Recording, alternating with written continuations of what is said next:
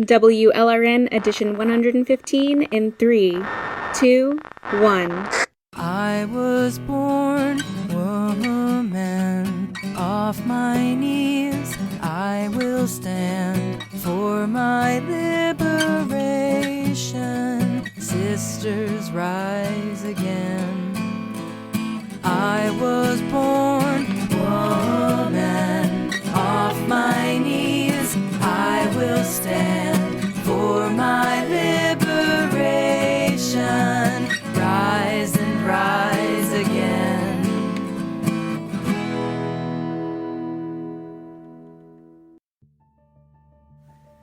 Greetings and welcome to the 115th edition podcast of Women's Liberation Radio News for this Thursday, November 6th, 2025.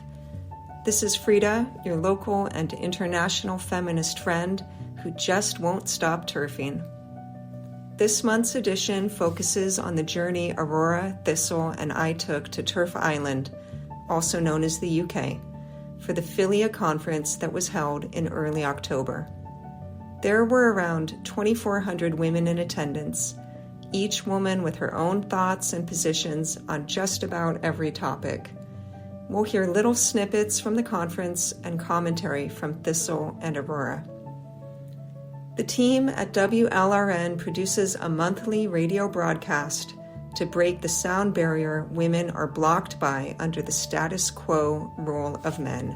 This blocking of women's discourse is present in all sectors of society: conservative, liberal, mainstream, progressive, and also radical.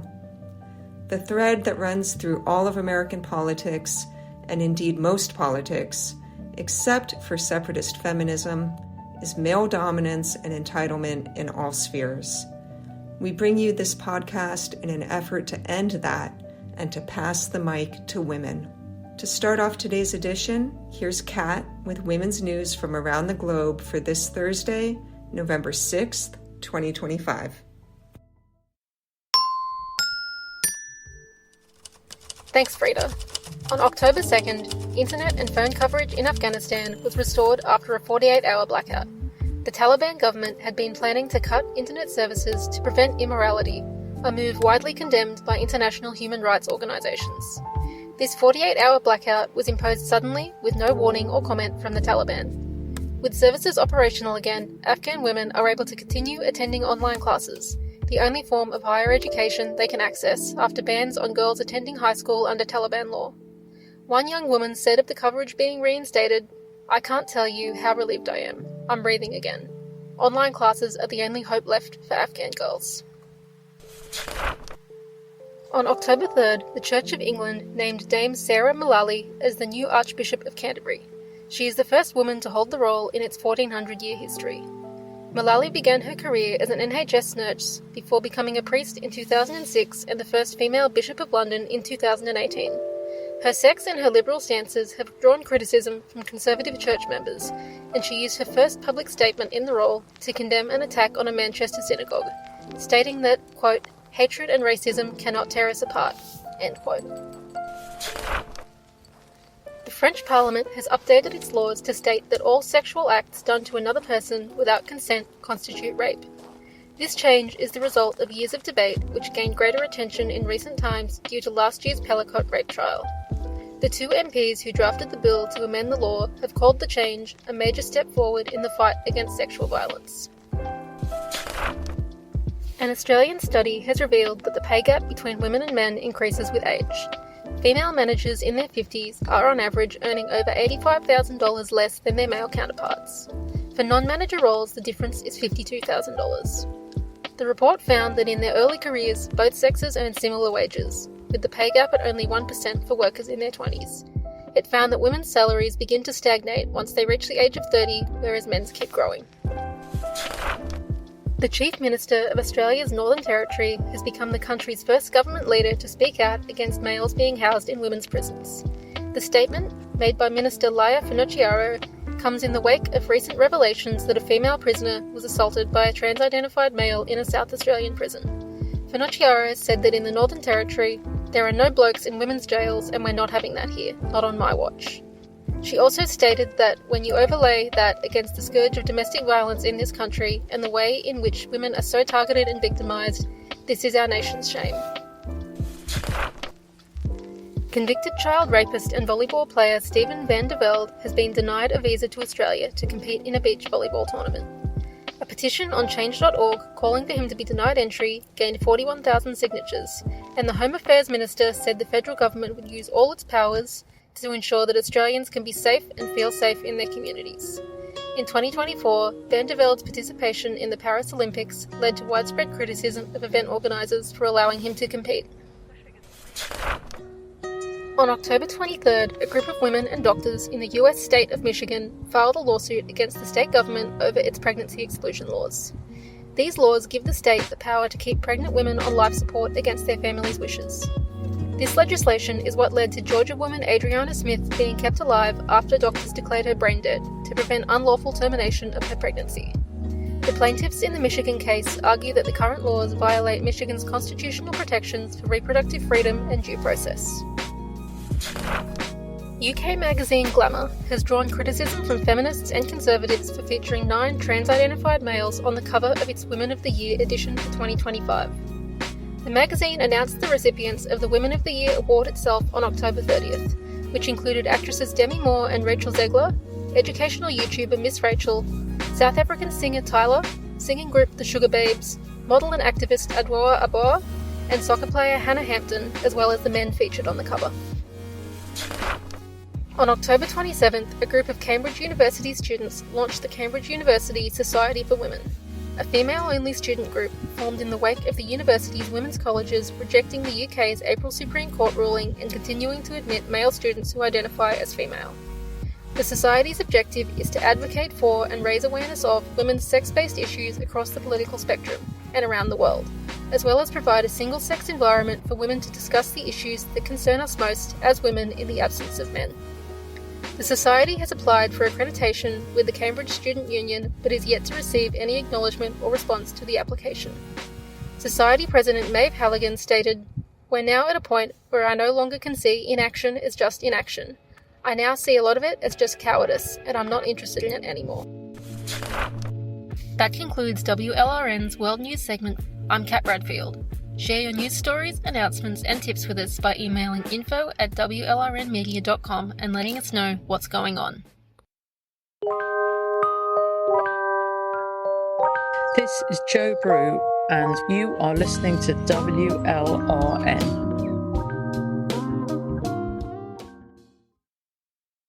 You come like a gift, lifting me clear from the storm.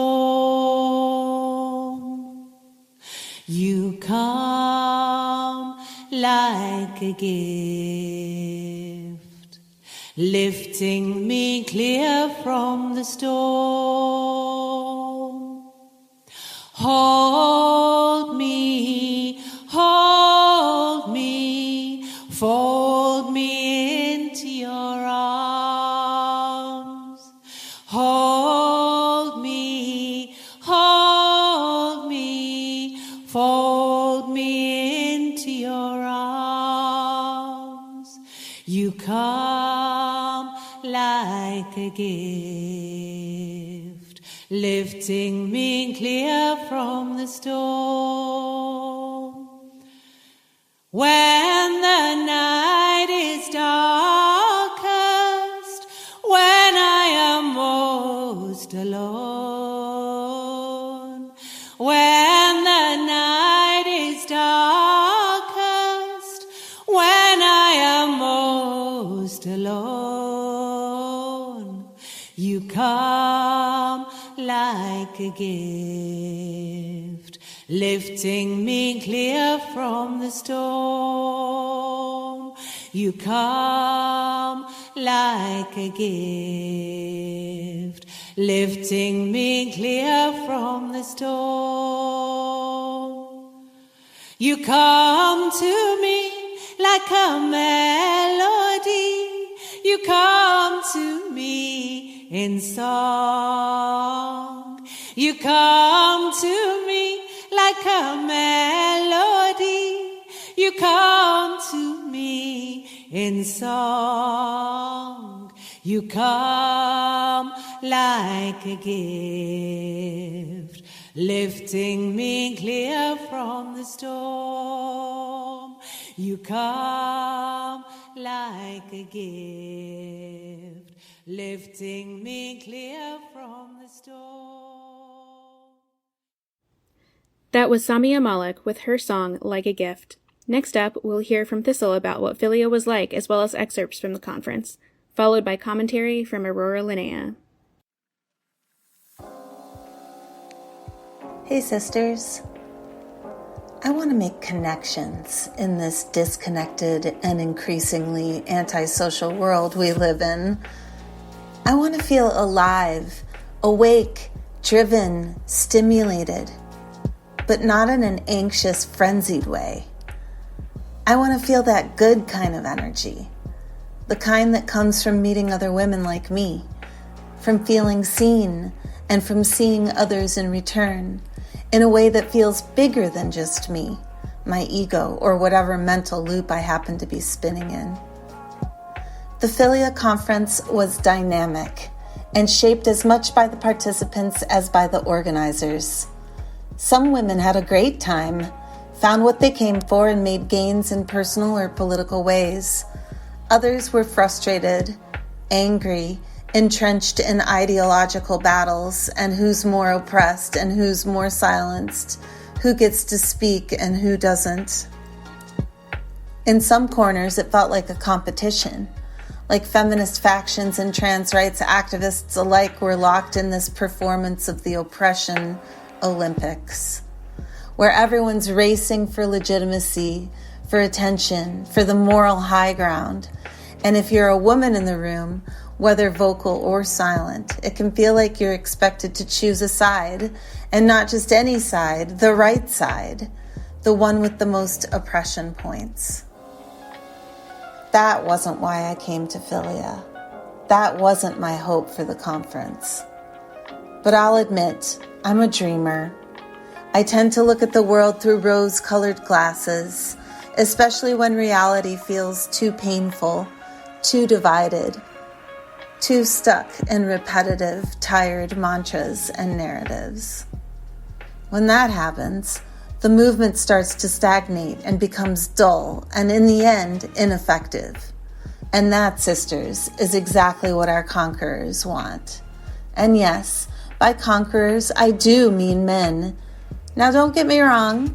I'm not here to preach hate, but you're tuned into a show where a little righteous man rage might slip through the airwaves now and again. Day or night, sisters, whenever you're listening, just know I'm out here in the feminist wilderness howling. Ow! There were moments of original beauty and connection at FiLia, many of them. Music played a role. I especially loved the woman's hand drum chorus on the last night, playing those full moon-shaped drums from the stage at the closing ceremony. It felt sacred, grounded, and ancient. There was live music and canned music, disco and pop celebrated by large numbers of women dancing, exchanging ideas, sororitizing in what normally feels like a man's world entirely. That part was really fun to bear witness to, and again, feel connected to women's energy when we weave our webs together with respect. Hive Mind was in the house, and I vibed off of that, as I think others did too, barely even seeing the women fighting because there were so many more of us getting along and glowing in each other's presence. Hi, Nina. Just wanted to give you a shout out, girl. I saw you at the party. It was so fun to hang out. Or that's where I felt called to journey, to hang out and have interesting conversations. The women I met up with at the party on Saturday night, who gave me these snippets for WLRN's podcast today, felt the same way. Take a listen. Yeah, I'm Carla, and this is Danny, and we're from Vancouver Rape Relief and Women's Shelter. Awesome. And why did you come to FiLia? We had 2 panels, and we wanted to talk to other women about how to end male violence against women.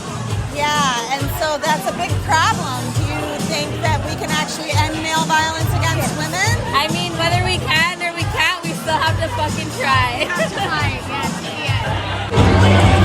Okay, so I'm in line at the party at FiLia Saturday night, and I'm here with Elle. Elle, why did you come to FiLia? Hi, I came to FiLia because I think that the energy is really contagious, and I love that we have this amazing dancing atmosphere, like women are dancing all around us, and there's also all of these different women's organizations that come here to get, we're in line, that come to get donations and also share their mission, and it's really inspiring for me. And then it's just really inspiring. So where are you from? I'm from Ohio in the US, so I came all the way to England for this feminist inspiration. Awesome. Thank you, Elle. Thank you, Thistle. It's been my lifelong ambition to build bridges and foster sisterhood and solidarity among women. That's why I go to conferences like FiLia, to tap into the gynergy of the moment, to connect with my sisters in arms, and to help power up the radical feminist revolution. But at this year's conference, too many sisters seemed to come looking for a fight, divided along male political and religious lines. It was disheartening to see tensions flare between so-called Zionist feminists and Islamist feminists. Feminism, after all, should never carry male religious or political labels in front of its name. What's worse, those terms weren't chosen for understanding. They were used as slurs, thrown from one side to the other. And in that noise, we lost something precious, the chance to listen, to extend a little grace, to meet each other in the true spirit of connection and sisterhood. But beneath the noise was the low hum of sisters singing, stretching, making art, and commingling to spin and weave that silky fabric that is uniquely female and so healing to our kind. 2,500 women is a lot of women. Those are Mishfest numbers when Mishfest was still around and thriving. When you get a critical mass like that, there can be a lot of noise and empty platitudes thrown around, especially online. But there's also the low, steady hum of the women's hive, buzzing along in our creativity, spark, and reverence for each other. Upon our arrival to the front gates to get in, we were greeted by trans rights activists with noisemakers and their typical boring chants. LGB with the T! LGB with the T! LGB with the T! LGB with the T! LGB with the T! LGB with the They had broken windows and spray-painted parts of the conference center pink. Lovely. Once in, we headed to the main hall for the opening remarks by several speakers. The MC was dashing and cheerful.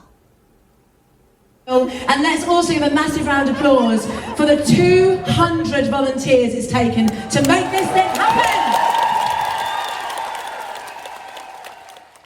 Of note was Raila Gupta, who led us in a chant of Free Palestine.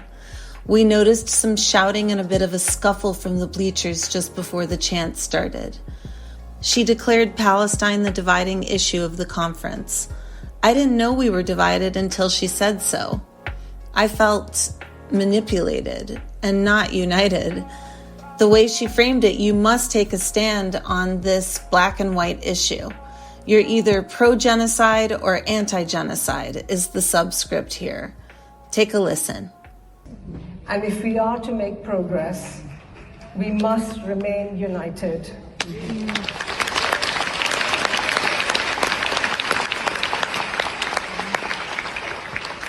FiLia recognizes that patriarchy and capitalism divide and weaken us. As Robin Morgan said in Demon Lover, if I had to name one quality as the genius of feminist thought, culture, and action, it would be connectivity. I pay tribute to the FiLia team for their efforts to make this a big tent. And that is why I want to end my talk with Palestine, the issue that is dividing us. This conference is taking place in the shadow of a genocide. As a feminist,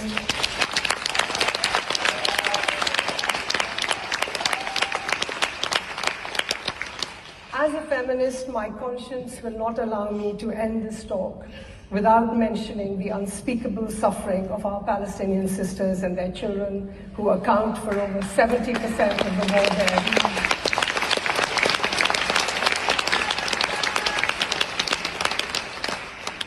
As a feminist who has campaigned against religious fundamentalism, I will take no lectures about the evil of Hamas.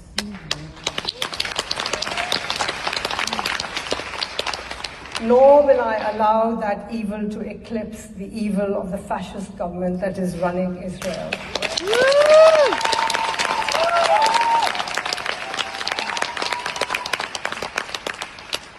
The original charter of Netanyahu's Likud party declared that there will be only Israeli sovereignty between the river and the sea. I say there must also be a Palestinian state between the river and the sea.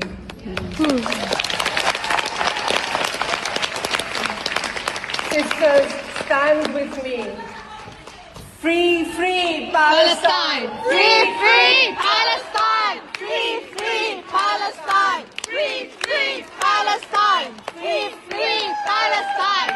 Free, free Palestine! Thank you.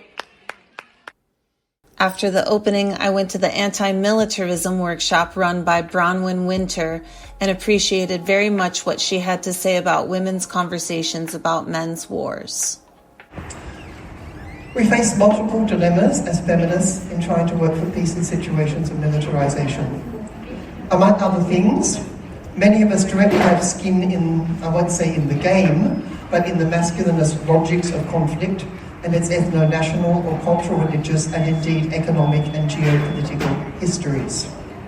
We are called upon, or call upon ourselves and others to take sides in framings in which there is a clear oppressor-aggressor and a clear oppressed victim-resistant.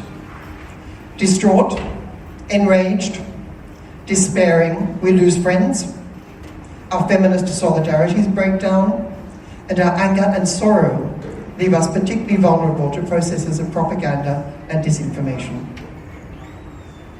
So, having feminist conversations about these sorts of wars, these sorts of oppressions and occupations, where feminist allegiances are also bound up with ethno-national allegiances, and those have very complex, very, very complex histories and very complex politics in which there is disinformation on all sides. So how do we talk about it? How do we talk about all of it? How do we find a way forward and make peace among women who often disagree fundamentally with each other on what the problem was in the first place? So that's what we're going to try to unpack here. After the anti-militarism workshop, we walked back to the flat Christy, Aurora, and I were staying at and had lunch with the legendary Sheila Jeffries, Liz Miller, Julia Long, and Lear Keith. Lear was the chef and ensured there were vegan and vegetarian options. She also left us tons of food for the week, which was nice. Thanks, Lear. The event for Sheila Jeffries' book release was well attended and joyful. Here's a clip of Sheila speaking passionately about lesbians and lesbian feminists. She critiques biological lesbianism, the idea that lesbianism is innate rather than chosen, and rejects claims it's determined in the womb. She urges women to reject men and embrace lesbianism. The room was electric. It was an honor to sing at her event. Thank you, Sheila, for your work. You go around saying to women, you can't become a lesbian. If you're heterosexual, you're heterosexual. You could at the very best become bisexual, you can just become that.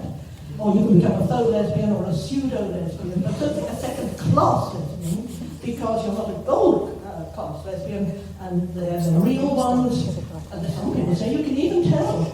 There's one couple of lesbians I went to visit in California who told me they could tell from your voice on the phone. I was very careful not to talk to them very much. But there's a lot of this about, and she particularly wanted me to deal with this problem because, of course, lesbian feminists are the heart and soul of the women's liberation movement. so many hundreds of thousands of us in all over Europe, here in the US, became lesbians. We actually did become lesbians. This kind of gynergetic, beautiful, connective feeling happened at more than one session I went to at FiLia 2025, despite some women coming to the conference ready to fight with each other and the frenzy of noise following along those lines on social media in the moment and afterward. But the best of the conference was not about controversy. It was about conversation. One such workshop that inspired conversation was the ethic of care and maternalism in the Nashira Eco Village, located in Colombia, with Angela Dolmetsch. This talk was coupled with a fantastic presentation about the maternal gift economy movement by Genevieve Vaughn. Here's a snippet at the end of Angela's presentation when I ask her about whether lesbians exist or are visible in the Eco Village. They are lesbian in the Eco Village because basically what happens is that originally it was for women who are heads of family. What is a head of family? A woman who doesn't depend on a man for her living. So they are lesbian in the Nashira Eco Village as well, except that they don't. There are some homes which are women only. Only one woman, or maybe a woman and another woman, and other ones. 70% of the houses in Nashira, there are 86 houses, but of those, 70% are women only, either women with the children or women with women, and 30% there is a man there. What can we do? And Heidi suggested that why didn't we have a council of men? And the women, we proposed to the women and they say, no, thank you. It has been very difficult for us to get where we are. So we don't want men to be part of our board. So anyway, but the men, they help with everything, but they are not part of the decision making. Another great session was the Lesbians in the Fight for Our Rights, We Want Our Stuff Back workshop I went to on Saturday morning. 6 lesbians from different countries got up there and told stories about the gender wars and laws in their respective lands. And there must have been at least 200 women there from around the world. The speaker from Scotland cheered everyone up with her story of triumph on April 16th, 2025, when the UK Supreme Court ruled that the word sex is based on the biological definition of sex and not on the incoherent concept of so-called gender identity. Here's a clip of Jenny Wilmot of the group Scottish Lesbians talking about the A16 decision with lesbians particularly in mind. Take a listen. It was a huge privilege to be present in the Supreme Court, both at the hearing last November and again in April when the judgment was handed down. It was so tense there, and actually when it came to the end and they knew they'd won, 4 women in Scotland, Marion and Susan, were sitting there on the front bench, and they were just in a puddle, basically. They were just, I don't think, they didn't stand up because I don't think they could. It was so emotional. And of course that now means that sex in the Equality Act means biological sex. Yeah, of course. A woman is an adult human female. Woohoo! And what does that mean for lesbians? Well, it means everything. It reasserts what we all knew anyway. Lesbians as a group are females who share the characteristic of being sexually oriented to females. That's it. That's directly from the ruling. It's in there. And it says that if you start including men with certificates in that definition, it makes the whole thing meaningless. The Scottish ministers, their barrister actually stood up in court and said that rather than being a single sex organisation, lesbian associations could become belief groups. What? based around our gender-critical beliefs. No. And it was really nice to see that particular view described in the ruling as unprincipled and incoherent. Wow!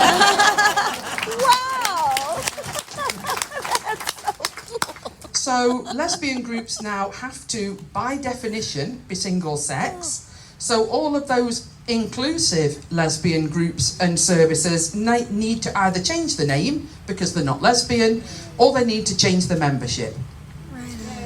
And it's important to say that although this started as a Scottish case, the Supreme Court ruling applies across the UK. Yeah, Turf Island. Turf Island indeed. And although it started with representation on public boards, the ruling applies to everything that the Equality Act applies to. Fantastic. Way to go. Now, that's all really good news. But there are, as you all know, lots and lots of challenges relating to the ruling. Things do not change overnight. To be honest, I don't think many of us expected that they would. Because for years now, people have believed, or they've pretended to believe, or they've been led to believe, that self-ID was the law. Organisations from the NHS to prisons to retailers to gyms have acted as though self-ID was law. The Scottish Government acted as though self-ID was law. And although it hasn't ever been the law, it's become embedded in Scottish institutions and services. And so people, like the ones outside shouting at us, think that the Supreme Court actually changed the law, when of course it didn't. It just stated the law as it's always been. So, the things that happen every single time women gain a victory are happening now. People are trying to pretend it didn't happen. They're ignoring the ruling, they're treating the law as optional, they're carrying on with self-ID, they're coming out with things like we'll pee where we want, which is disgusting. And an awful lot of men, especially those who can't stand hearing the word no, are absolutely raging. And women are being dehumanised, we're being threatened, we're being described as far right, we're being described as hateful, fascist, genocidal. Just go and read the signs outside. And the lesbian voice, our voice, the voice that spoke up in support of 4 Women Scotland and expressed relief and we were glad about the ruling, we've been minimised, we've been ignored, and a concerted effort has been made to make sure that lesbians have been silenced within the LGBTQ+. They forget that it starts with an L. We're just a fig leaf at the front of that. So what do we need to do? Well, the fight goes on. 4 Women Scotland are still fighting, they're still trying to get guidance withdrawn.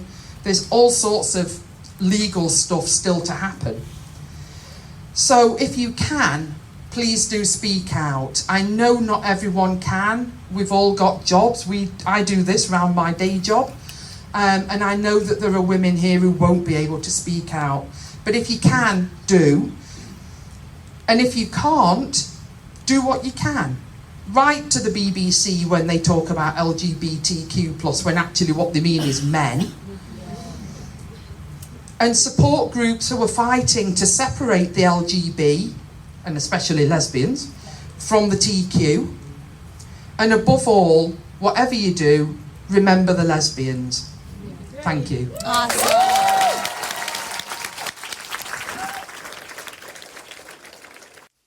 Lesbians had a strong, proud presence at FiLia 2025. Yes, some came to fight, but I found the village anyway, in song, in dance, in the late-night talks, in the chorus on full moon drums at closing, sacred, ancient. Sisters, on bad days I feel small, forgotten, but here we spin patriarchy's dross into gold. This is my report from FiLia 2025, not a battlefield. I'll leave you with the song Spinning and Weaving I recorded just in time for the title time release of the feminist anthology by the same name. The lyrics depict a woman looking up from her bed to see a spider weaving a web. In my mind, the woman is Liz Miller, the contributing editor of the book, and she's falling to sleep at the peak of having dozens of women's essays, ideas, and voices in her head. She goes to sleep and dreams about the oneness she feels with the threads and the web of the spider, and of life in general. Upon awakening with the sun, she sees the glistening of the web in the sunlight and remembers the whispers, shouts, and songs of all of us, her sisters in arms, as we weave the dross of patriarchy into gold.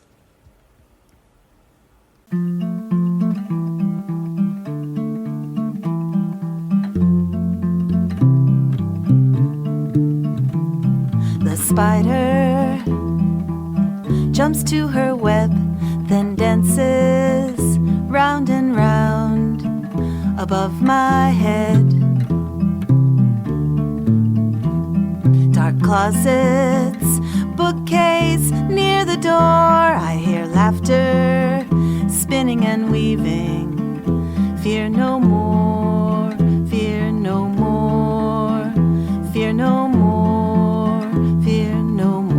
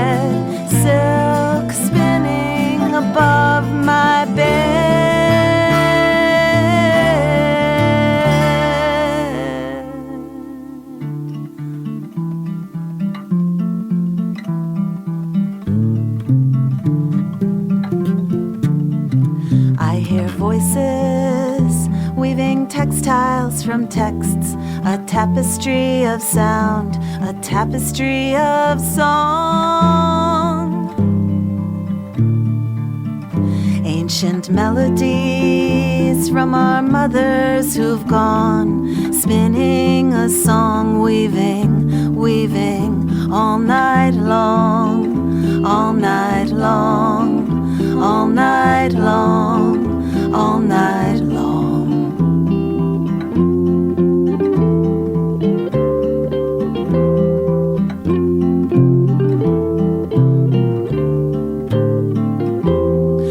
I'm sailing between the threads, high above my head, web glowing. Now I'm one with the thread, silk spinning above my bed.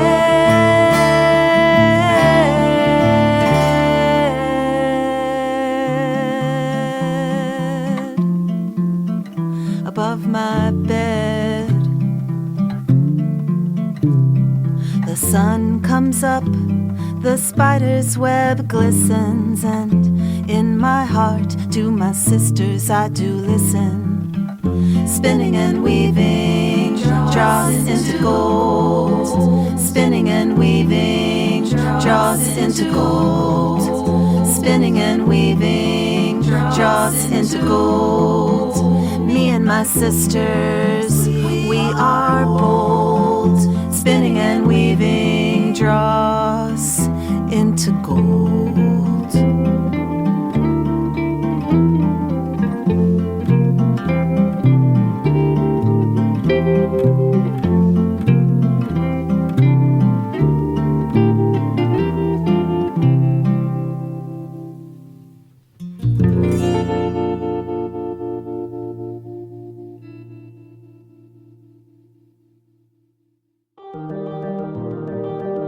since 2016. Empowering women to be the media and reclaim the narrative. Your grassroots community radio station. By women, for women. WLRN. WLRN. WLRN.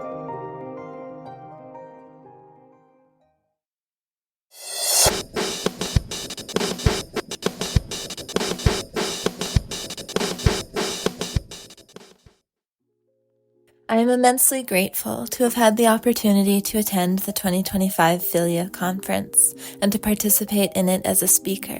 Though I have not yet accustomed myself to speaking, it still petrifies me.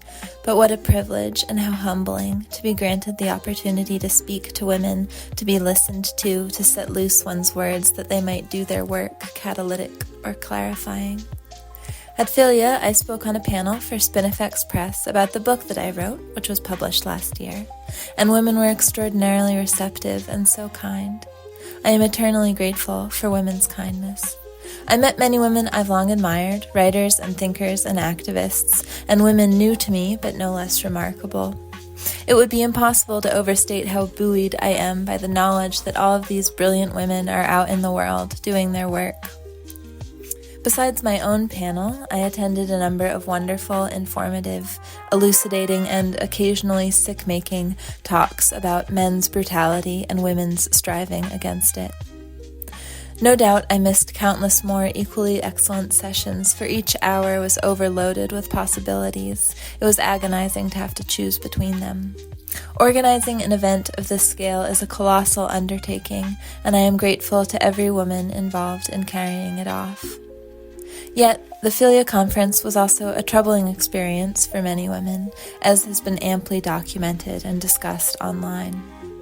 Though I was not involved in the strife directly, and I saw little of it firsthand, I too left FiLia, acutely unsettled by the discord that had pitched and roiled around me. During the conference and in its aftermath, I heard the rupture that engulfed the event characterized as divisiveness, but this seems facile to me, both a minimization and a misrepresentation. Divisiveness, to my ear, implies an intentional inflammation of controversy for controversy's sake. It implies superficiality, a lack of self-control and clear-headedness, as if only women could have simply put their differences aside, held their tongues and stuck to the point, then all of this messy, unpleasant chaos could have been avoided. But a genocide is being perpetrated. My own country has armed the genocidaires. Though a ceasefire has been negotiated and is holding for now, the atrocity is far from over. It is not a failure of discretion for women to object to this emergency, to express their horror and sorrow, and voice a call for peace, a permanent end to patriarchal colonialism and patriarchal war. Once there was a feminist peace movement. Once the moral imperative to stand against genocide would have been obvious and categorical. But today, there is hardly a peace movement at all, never mind a feminist one, and today, women are not unified in opposition to genocide. Within our contemporary feminist movement, there are women who deny that a genocide is happening and believe that Israel is justified in its obliteration of Gaza and the massacre of the Palestinian people. They believe that Israel is fighting a war and that its war is just. More than that, it is epic and existential conflict, one of civilization pitted against savagery, good against evil. They believe that Israel has acted in self-defense, that to defend itself by whatever means is Israel's right. Denouncement of Israel's actions is chalked up to the denouncer's own personal hatred of the Jewish people. So there is a division between women, yes, and as gulfs go, it is a chasm. The disharmony and alienation that it gives rise to cannot be reduced to petty divisiveness indulged in by women with a callow taste for feuding. They are profound, they are painful, and yes, of course, they are tearing us apart. Again and again, I heard women bemoan that the irksome, distracting, divisive little side issue of the genocide in Gaza could not just be left out of things. The focus kept on women, as if the violent eruptions of male-dominated, male-supremacist, masculinist geopolitics were somehow outside the purview of our feminist concern, theory, praxis, as if these paroxysms of patriarchal destructiveness were not case studies in the worst that can happen under male rule. War is male violence. Doubtless, genocide is in both men rape and murder women and girls, their suffering and their deaths trivialized as collateral damage.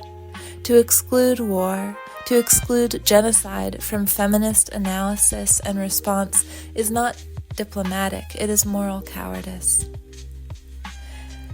Divisiveness is not the problem, and ignoring atrocity cannot be the solution. If women are divided, if women disagree with one another, however angrily or vehemently, so be it. Conflict is not inherently ruinous. We need not avoid it, feigning instead a phony cohesiveness. Such pseudo-sisterhood is a frail thing and bound to crumble. But what was on glaring display at FiLia, and what I find so dismal, is that even within the feminist movement, even with our attentiveness to the pathological dysfunction of man-made civilization, we have not yet unlearned warfare. Reared on patriarchal antagonism, that urge to combat remains within us unpurged. Where there was division, conflict, women picked a fight, taking sides, choosing camps, making enemies out of one another, insulting and demonizing one another, and making a spectacle of that demonization online, disavowing empathy and care altogether, and to what end? What can it possibly achieve, this raging against women? To be sure, none of it did one iota of good for the victims of Israel's annihilative siege, nor for the Israeli women raped and killed on October 7th, nor for any oppressed and colonized people or raped women anywhere. Surely, women's energies could have been better spent than in this mimicry of the enmity, the morbid egoism and factionalism from which all men's wars originate. It is my conviction that feminism is the only real peace politics, because only feminism recognizes the full continuum of male violence, from the most everyday brutalities to the most massive, and addresses it as such.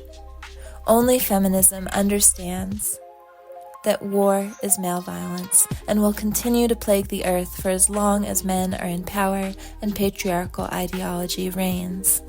And so, for me, it is obvious, it is extremely simple. As a feminist, my commitment is to do what I can to end male violence. I am called, therefore, to make war, like rape, unthinkable. It troubles me how far from this mandate we have drifted. And it troubles me to watch women create battlefields and enemies, dig trenches and huddle in them, to see us run out armored, striking down those we've taken for rivals.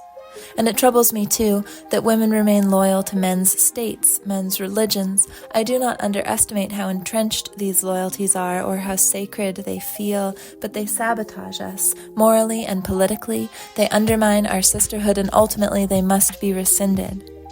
And I am troubled, above all, that to reject genocide is not a given in today's feminist movement.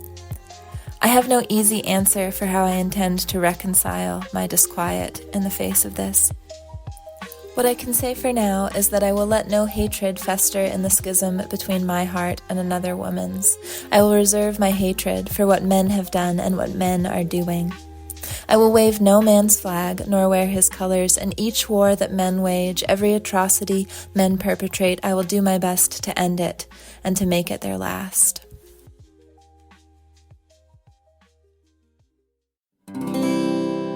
You are listening to WLRN, brought to you by the totally excellent radical feminists at Women's Liberation Radio News. Thanks for listening to WLRN's 115th edition podcast, reflecting on the FiLia 2025 conference in Brighton, UK. Aurora, myself, and Freda had the privilege of attending this huge feminist event from the WLRN team. I want to give a big shout out to Freda, Aurora, and Christy, all TERFs from the USA who kept me in totally excellent radical feminist company and conversation throughout the duration of my time on TERF Island. We created memories I will treasure, ladies. Late night hangout sessions talking about life are the best. Thanks for your sisterhood, and thanks to you, dear listener, for staying tuned to WLRN. This is Thistle signing off on another edition of WLRN's monthly show. This is Margaret. To create the image for the 115th edition of WLRN, I used a photo of Freda, Aurora, and Thistle taken at the FiLia conference. I also included a satellite image of Brighton. I took words from a couple of essays related to the conference and put them into a word cloud generator, playing with the colors and fonts. Arranging everything, I made sure a few words were prominent, like FiLia and solidarity, while mostly obscured, Zionism is situated over Gaza. Other words such as biological, gender, research, influential, bodies, and war showed up more randomly. I appreciate the texture of the words and ideas, how they overlap visually and abstractly, how our point of views mingle as well as conflict. Thanks for listening. If you like what you are hearing and would like to donate to the cause of feminist community radio, please visit our website and click on the donate button. Check out our merch tab to get a nice gift in exchange for your donation. And if you are interested in joining our team, we are always looking for new volunteers to conduct interviews, write blog posts, post to our social media, and do other tasks to keep us moving forward as a collective of media activist women. Thanks for listening. This is Freda signing off for now. And I am Lola. Thanks for tuning in. Next month, the program is going to focus on an interview I did with Cynthia Enlow on international relations, academia, and sex tourism. Our handcrafted podcast always comes out on the first Thursday of the month, so look out for it, Thursday, December 4th. If you'd like to receive our newsletter that notifies you when each podcast, music show, and interviews are released, please sign up for our newsletter on the WLRN WordPress site. Stay strong in the struggle, and thanks for listening. This is Anne, signing off on another edition of WLRN's monthly handcrafted podcast. You can find us on X, Facebook, Instagram, Spinster, SoundCloud, and our website. Thanks for your support. We would love to hear from you, so please share, like, and comment widely. Thanks for listening. But how will we find our way out of this? What is the antidote for the patriarchal kiss? How will we find what needs to be shown? And then after that, where is home? Tell me, where is my home? 'Cause gender